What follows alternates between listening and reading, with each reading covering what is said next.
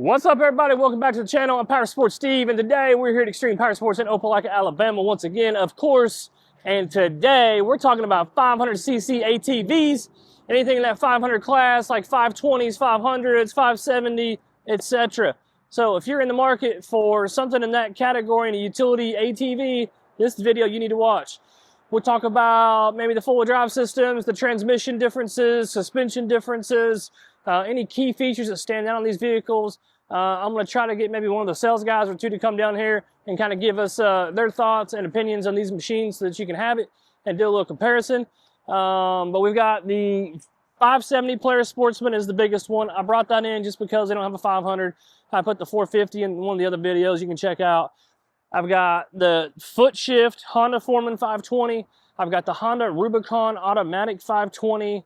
I've got the CFMoto CForce 500, the Suzuki KingQuad 500 here behind me, and then I've also got the Outlander 500 in the base model. You all know I've done an Outlander video before. If you've checked that out, you know what I'm talking about. There's an Outlander, a regular, an Outlander with the DPS, the power steering, and there's a Pro HD5, and then there's a Pro XU, which is the top of the line.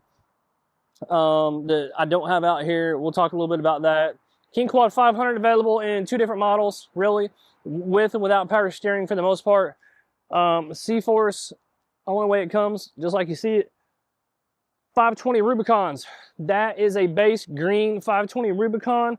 You can get it with or without power steering. 520 foot shift Foreman. You can get it with or without power steering. There's also, over the years, been an electric shift model. I don't have the electric shift out here, but if y'all know a Honda, it's just got the push button on the handlebar. Not a big deal. This is just the foot shift. And then the Sportsman 570, again, with or without power steering, utility models. There's the Trail Edition. I did on another video. There's the new like X2s and all that kind of stuff with the bed on the back. Touring models. There's a whole line of like 570s that you can get. So check out Polaris' website, Polaris.com, or you can visit the website here at the store, extremeopelika.com, and hopefully answer all your questions. If you have any questions, by the way, hit us up in the comments. Let us know what you like, don't like, questions you might have on the vehicle. I will try to answer all the questions that you have to the best of my ability. It is not my goal today to sell you one machine over the other. I might tell you what I like and don't like. But my idea here is to give you more knowledge if you're looking to buy something in this class, is to help you answer the questions that you might have, okay? So let's get to it and see what we got. All right, folks, this is the 2025 Polaris Sportsman 570 in kind of the new tan or sandstone. Not sandstone, I forget exactly what the name of the color is. Desert tan or something like that. But anyway, really nice paint. I like the color on the vehicle. It comes with the front rack guard, which is nice now. Used to, none of them came with that, but it does come with that now. Does have just your plain 12-inch steel wheel on it. No winch or anything on this model. Of course, has independent suspension on it. If you don't know much about these, it comes with the 1.25" hitch on it. So you can hook up to a trailer. Rating on this vehicle is like 1,350 pounds on the tow capacity. The racks on the Sportsmans are just about all like this. It's got these little circular cutouts for the old 5-gallon bucket. These cutouts are for the lock and ride accessory line, so if you want to put like a gun scabbard or something on here, you can easily adopt that onto the vehicle. You do have storage in the front. I did not mention that, but kind of open this up. I don't always do this because I do a lot of the videos and it just gets cumbersome. But a little bit of storage. Of course, we got the owner's manual toolkit and all in here. Battery is up here now. They used to have the batteries there for a while down way in the bottom of the frame, and that was just a horrible, horrible design. So I'm glad they moved the batteries up top again, keep it out of the mud and water and all that crap. All right. So let's talk about the display and the four-wheel drive and all that kind of fun stuff. We'll key up the power here and talk about the display. Pretty basic. They've had this really instrument panel for a long time. It's about time for an upgrade if you ask me. Maybe some kind of a TFT or something would be a little bit nicer maybe, but I don't know if we'll get that. All your basics on here.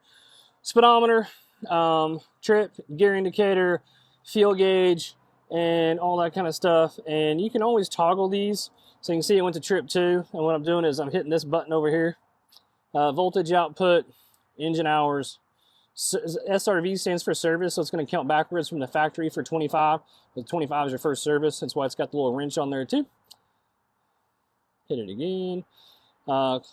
Basically, go to a clock or counter, and your engine temperature and tachometer, odometer. You can go into a main menu as well if you really want to. You got your options menu. You can change whatever you want here, your backlighting color and how bright it is. Again, changing that from 25 to 50 when it becomes time. And of course, exit, and we'll get you back to the main menu. And I'm doing that all with the yellow button here. Off and on switch, of course, lights, off, low beam, high beam, four-wheel drive system. We'll talk real quick, and I feel like I'll beat a dead horse here, but if you don't know, Polaris has an all-wheel drive system on the Sportsman. Two-wheel drive, right? Both tires on the back, of course, will pull. When you flip a Polaris Sportsman here like this into all-wheel drive, the front tires will not engage and pull until the rear slips 20% of one rotation. So basically, once the rear starts to spin, when you have this switch in or pulled over here, all four tires will lock and pull at that time. So the front does lock, which is really, really nice.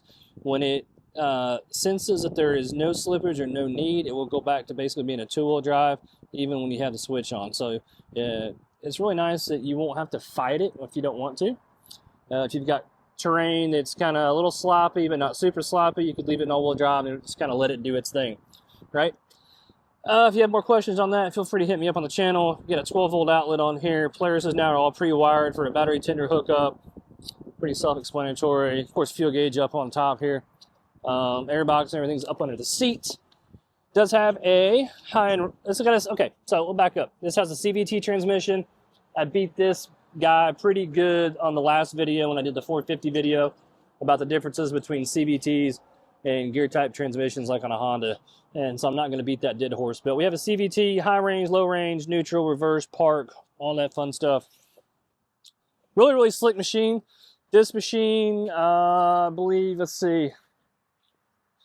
It's going to be close in horsepower between the Sportsman 570 and actually the Outlander 500. I believe this is 44. I believe the Outlander is 40, if I'm not mistaken, and right about 40 on the KingQuad 500 as well. We'll get into those in just a minute. So next on the line, again, I did this by size. We've got the 520 foot shift Honda Foreman. Folks, I know Honda loves to confuse people with the names of their ATVs, and unless you just learn them, there's no good way to keep up with them. And they did it again with the 25 renaming the 700 Rubicon. Really confused people. So anyway, we have a 520 Foreman. Foreman is kind of the bread and butter, been the staple for Honda for years and years and years. You know, they had the 350 way back, then a 400, 450, 500, and now we're on a 520. When I say a foot shift Foreman, so the big thing that stands out on the Foreman, straight axle, right? No independent suspension on it, regular ball drop hitch, kind of been the same forever and a day, drum brake system on the back, nothing fancy. Literally, it's like if it's not broken, don't fix it. It's kind of been Honda's mentality here last several years. Now, folks, we did put an upgraded tire and wheel kit, so ignore that. Normally, this would just have a plain Jane set of black wheels and tires on it, much like what's on the Rubicon right here. So again, foot shift, 5-speed transmission. Nothing to make a fuss about. You got a little bit of storage here on the front. You got this little pocket that I don't think anything is good for that. 12-volt outlet right here on top. Can't get that back on to save my life. There we go. You do have a little storage box on the front. Again, not much going to go in there. Honda has come out with some boxes that fit the rack. I think just about everybody has done that now. Let's talk about the 520. The big thing stands out on the 520 compared to literally all the other Honda ATVs is this right here.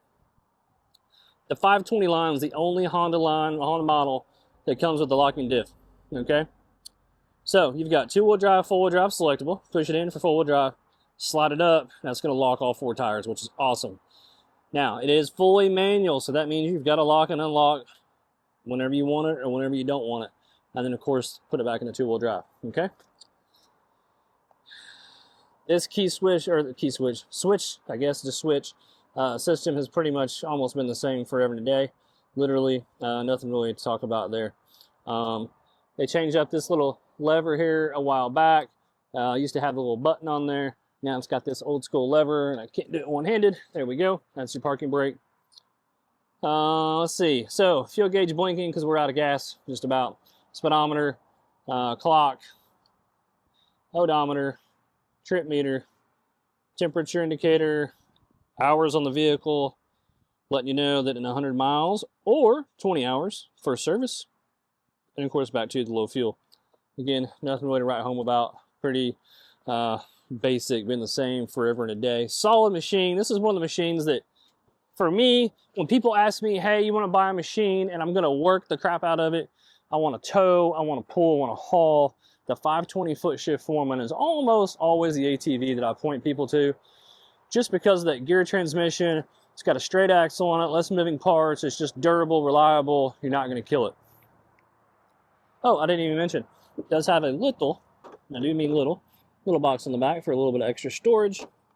I skipped that just a minute ago, so that's on me. But that's pretty much it on the 520 Foreman. So let's confuse people that don't know, and let's talk about the 520 Foreman Rubicon. Oh, Honda. So anyway, back in the day, Honda came out with a 500 called the Rubicon. It was really their first automatic ATV that kind of shocked everybody. It was a hydrostat, like a hydro transmission. And it was a solid machine. I didn't really ever hear of anybody really talking about any problems on the vehicle. But for whatever reason, they've gone away from that transmission. Everything now is a DCT in the 420 and the 520. And of course, they've got the same 3-speed hydro car-like transmission in the new 700 Rubicon. So let's talk about this guy, right? Foot shift Foreman, automatic Foreman Rubicon. And not to confuse anybody, but there is a Foreman Rubicon in a foot shift and a Foreman Rubicon in an automatic. Okay, so you can get the same 5-speed gear foot shift transmission in a Rubicon as you can in this one, and this is the DCT transmission. All Rubicons are going to have independent suspension, for those of you that don't know. Okay, so if you want the old school work machine, you got the Foreman straight axle. You want a little nicer ride, better suspension, a little more clearance, you got the Rubicon with the independent right here. Does have the hitch on the back, of course. Same storage box, same racks, same sizing, same everything, really, excluding, now we go to the transmission. Okay, and folks, we did put a winch on this, so if you saw that in the video, just ignore that. It does not come with the winch. The big deal on the 520 Auto is it's the only Honda ATV to have a low range. And I've been in fights on YouTube with people stating that some of the other machines have a low range just because they're a manual and first gear happens to be a little lower. Yes, folks, first gear is lower than the other gears, but that does not mean it is a low range or has a subtrans like this guy. You put this into low, you still have 5 gears in low, you have 5 gears in high. That's a true low range. I don't know why that's a hard concept for some. But anyway, same cluster, same four-wheel drive system, 2-wheel, 4-wheel, and locking diff. The difference, and I kind of gave it away a while ago with the shifting, is you have this extra button on here for ESP or auto. ESP is the electronic shifting program that they have. And then you have fully auto if you don't want to change gears. And when I say change gears, there's no foot shift, right? We're talking about changing gears up here. So the deal is, if you see on top here, you know, you've got it in auto, it's got drive, neutral, and reverse, ESP 1 through 5. Reverse, you got the little button back here, shift down, puts it in reverse. So when you have it, when you want to, and I may have to start it actually, if I recall now. So it's in electronic shift. So when I put it into first gear, it's going to have a manual 1. If I swap this to auto, it's just going to go D for drive.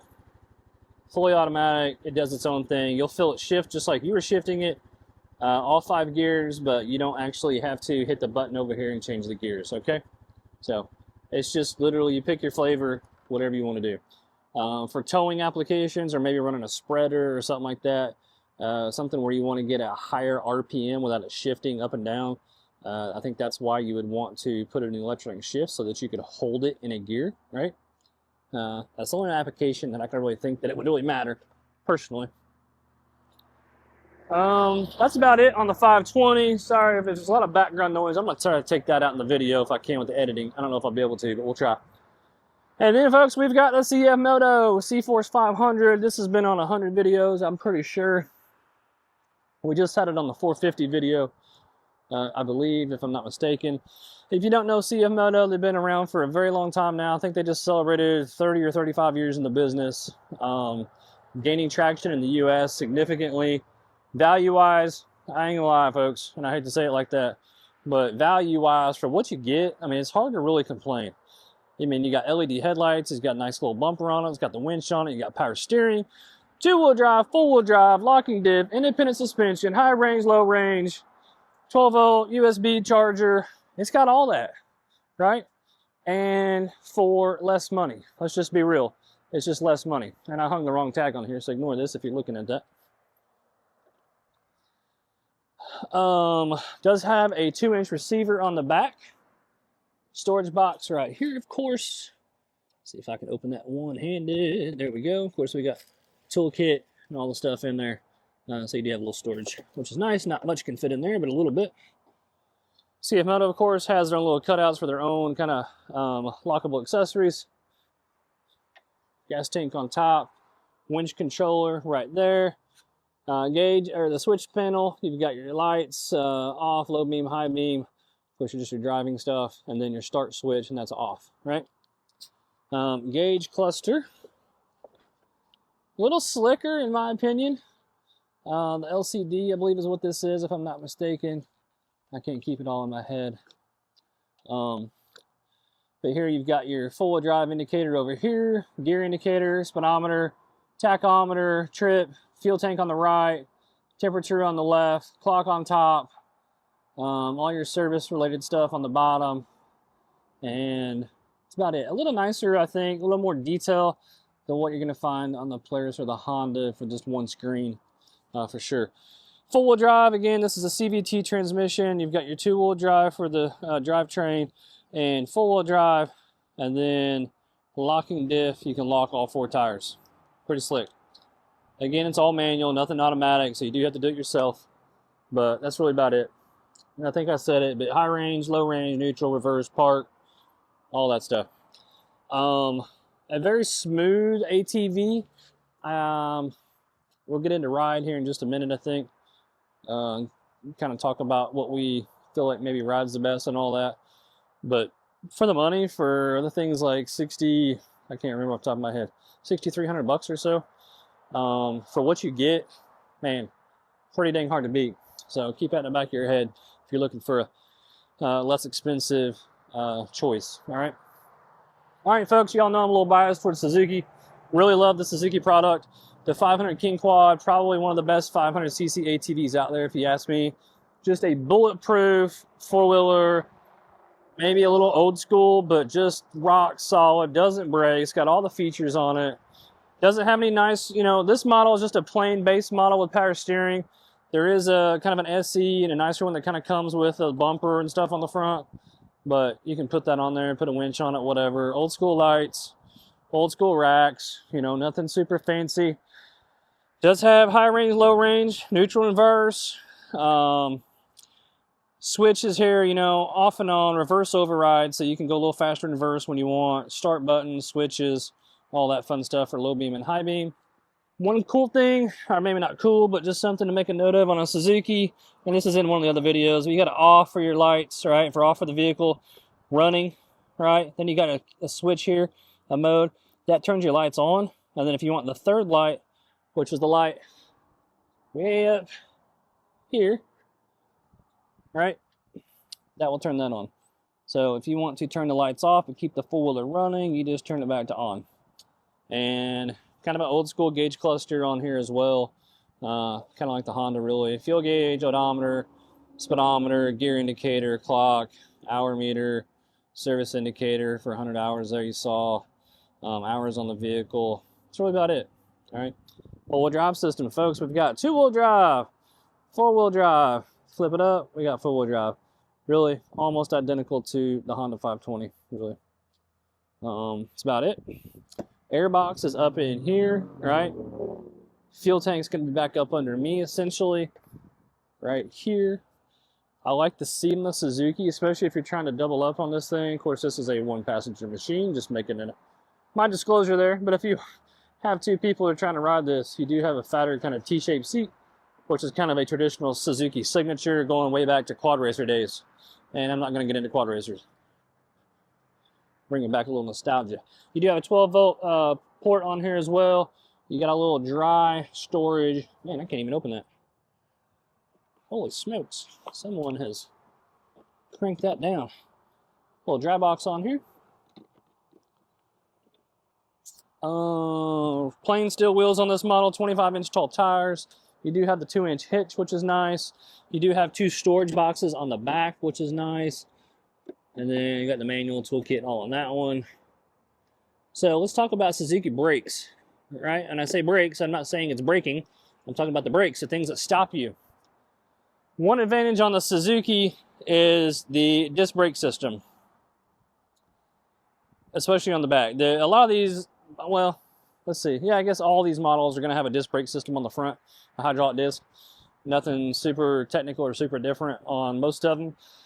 Yeah, not that I can make note of real quick off the top of my head, but Suzuki is going to run an internal braking system.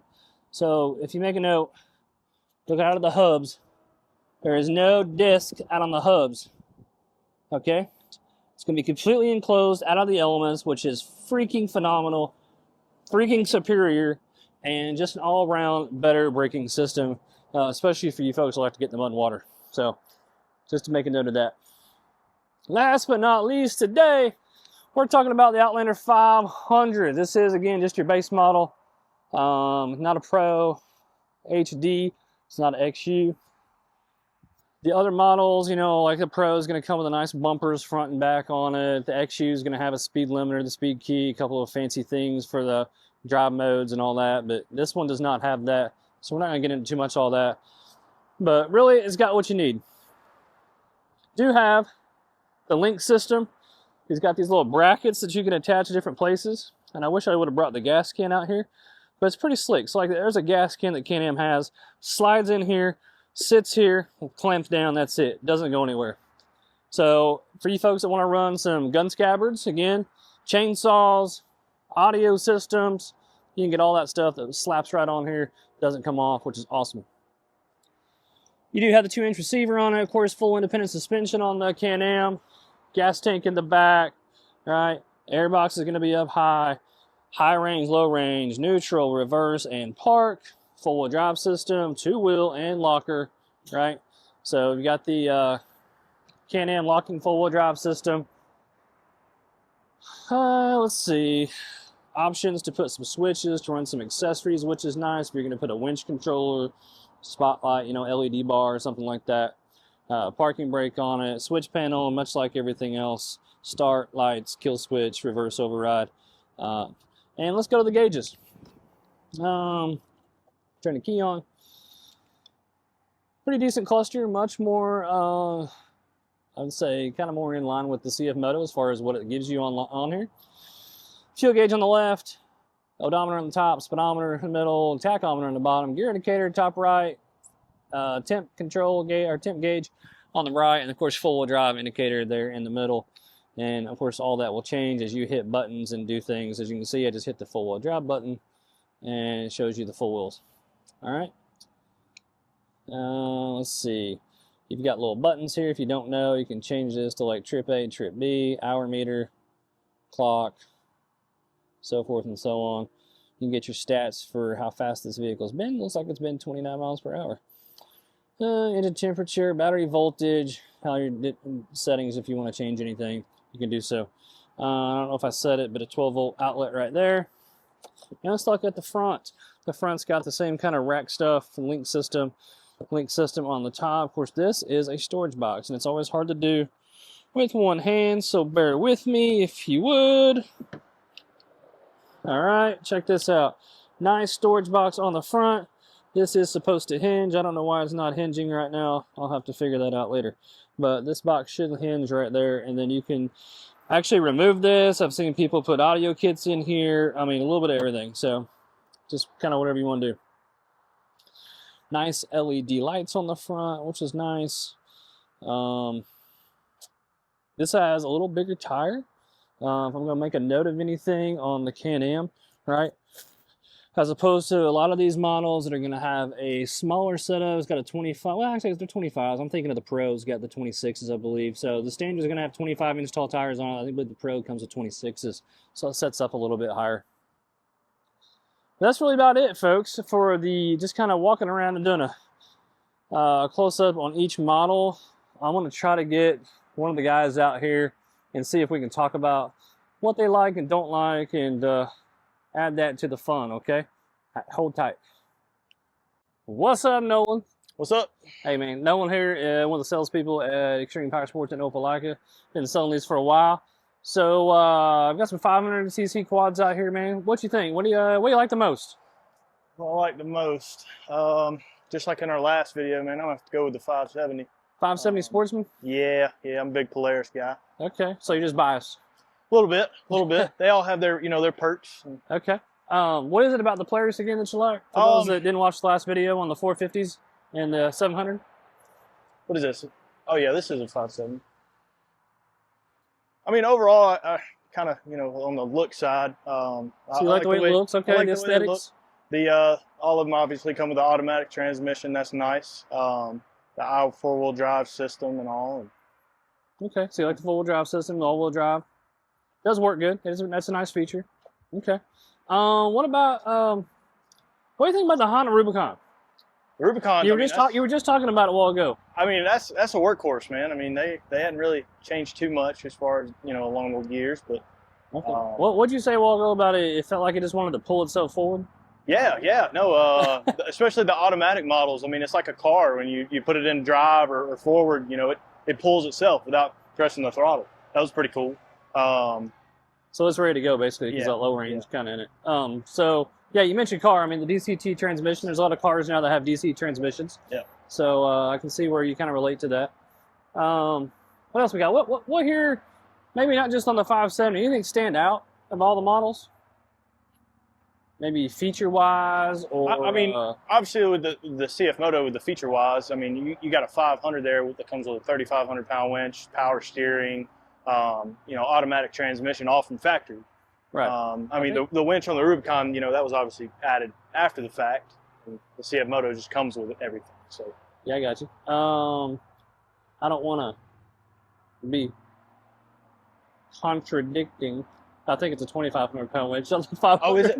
Oh, okay. I think so. On the 600 I think you're right. I think it's 3,500. I can't remember, but I think that's it. But I just want to make sure nobody's yelling at me. Hey, man, you said it came with a 3,500-pound winch, and it's 2,500 pounds. You're absolutely right. That is all right. I don't want anybody yelling at me. Okay. Anything else? What about the Suzuki? I mean, just like with the Honda, I mean, you can't go wrong with them. They're a workhorse as well. They'll last forever. Yeah, a lot of people I feel like overlook the Suzuki. Yeah.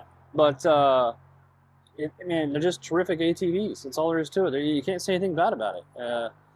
You know what's cool? You know anything about the brake system on the Suzuki? Now I'm testing him. I mean, I believe it's a disc brake in the rear, isn't it? Oh, is it? Well, it's just one singular disc brake. Y'all gonna laugh because I was just talking about the brakes earlier. Oh, do you see the disc rotor? Yeah. I tricked him. So we just talked about this, but on the Suzuki, you don't see a disc. Like if you look at anything else with a disc brake that's kind of outboard on the hub, you'll see it. Like on what am I talking about? On the Polaris, right? Yeah. For example. On this one, it's all enclosed in the drivetrain. So it's actually enclosed, no mud, no water, nothing's going to get in there. So it's kind of a cool feature. Huh. Yeah, we got some fella here driving his Razor that's really loud. Going to mess with my audio. That's okay. Picking up his mud buggy. Folks, if you don't know, we are in Alabama. And folks, it is all about mud, and more mud. Am I right? Oh, yeah. Oh yeah. Hey man, how big of tires can I fit on this Yeah, thing? yeah. You think I can put 40s on it? Yeah, yeah. I mean, hell, he's parked in mud. So. That's true. He is parked in the mud. And he just whips it right up on the trailer, no ramps needed. I love it. We had a guy, hey, remember when the guy bought that, what did he buy here a while back and he put on the trailer? I know we're off topic here, but he put it on the trailer. He was trying to load it like that and ended up smoking the belt on it, remember? Oh no, I don't remember that. I remember the guy putting the Defender that he put like 40s on, and the trailer was not the right size and popped off the truck. That's what I thought you were talking about. But folks, we have everything here in Alabama that you can imagine. Oh yeah. So if you're in the area, anywhere in the Alabama, Mississippi, Georgia, Tennessee, Florida area, we'd love to do business with you. Come see us. Anything you want. I mean, you want portals, you want to put 40s on it, bring it on. You got the money, as I always say, we got the product, right? That's right. That's no right. one here would love to hook you up with a new Defender 140s. Oh yeah. Oh yeah. I mean, we do all the sound audio stuff, you know, sound tops, Pro Box, Hoppy, whatever y'all want we can do here. I know we're off topic, but all right, man. Well, I'm going to say if I'm going to buy one for me, I'm probably buying the Suzuki KingQuad. Maybe, yeah, probably KingQuad, maybe the Outlander 500. I don't know. I like the Polaris too. It'd be a tough call. I'm a Suzuki fan. I think that's why I go to Suzuki. I love Suzuki products. I think they're just bulletproof, rock solid, all there is to it. Nothing I can do about that. So, what else you got? Anything? Closing arguments? Yeah, that's pretty much it. That's about it. I think I'd like to backtrack a little bit on the four-wheeler. I mean, if I was using it for work, I think I'd, like he said, go with something like the KingQuad or the Foreman. Just like he said, because they're bulletproof. And right. Yeah, I mentioned that earlier in the video. I know you weren't here, but the Foreman foot shift 520 is what I kind of always tell everybody. If you're looking for something to pull, haul, whatever, that foot shift Foreman is pretty dang hard to beat. Especially with that straight axle as far as pulling goes too. Yep, exactly. That's what I say. Yep. I think it's a little more sturdy. I hate to use the word sturdy. More dependable maybe. Yeah. Less moving parts. I don't know. Right. Just more solid than what the independent machine is, in my opinion. I don't know. But folks, that's about all I got. Hope you liked the video. If you didn't like the video, tell us why. Maybe we'll do better next time. Maybe no one will tell us. Read up on the winch. Know the right size on the winch. There you go. No, he did a good job. If y'all are in the area, come see Mr. Nolan here, and he'll take good care of you here at Extreme Power Sports in Opelika. If you haven't, hit the subscribe button, hit the like button, and we'll see you next time. Bye.